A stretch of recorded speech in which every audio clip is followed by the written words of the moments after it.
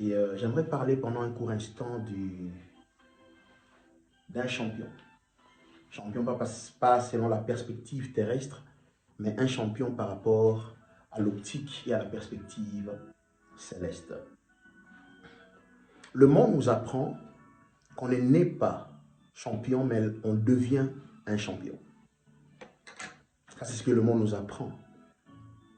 Mais dans le royaume de Dieu, nous naissons non pas comme étant des champions, mais nous sommes conçus déjà. Même dans la matrice de Dieu, nous avions déjà été conçus comme étant des champions. La Bible dit qu'à tous ceux qui l'ont reçu, il leur a donné le pouvoir de devenir. Le pouvoir. Donc nous sommes engendrés par un pouvoir.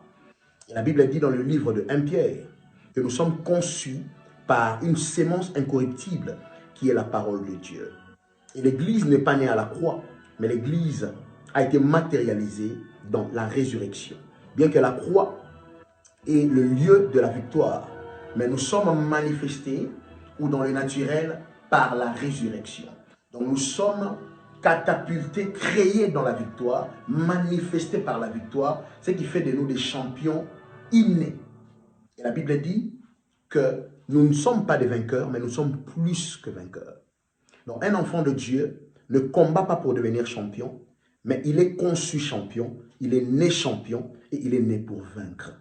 Car la victoire qui est Christ, non seulement est en lui, mais il est né de cette matière qui est la victoire. Donc nous sommes nés pour vaincre, nous sommes conçus pour dominer, nous sommes conçus pour écraser toute adversité au-devant de nous. Mais le problème se pose au niveau de la compréhension, au niveau, je dirais, de notre manière d'accepter cela, dans notre système de pensée et dans le système de la foi qui est le mode opératoire du royaume de Dieu. Donc nous devons d'abord, je dirais, ingurgiter cela au plus profond de nous par le système de notre pensée dans notre cœur pour pouvoir manifester cette victoire écrasante dont nous sommes conçus et dont nous sommes nés. Donc tu es condamné normalement à vaincre, condamné à être un champion parce que tu l'es de par ta naissance. Mais tu dois comprendre cela, que cela devienne ton système de pensée. Et quand cela est ingurgité et, je dirais,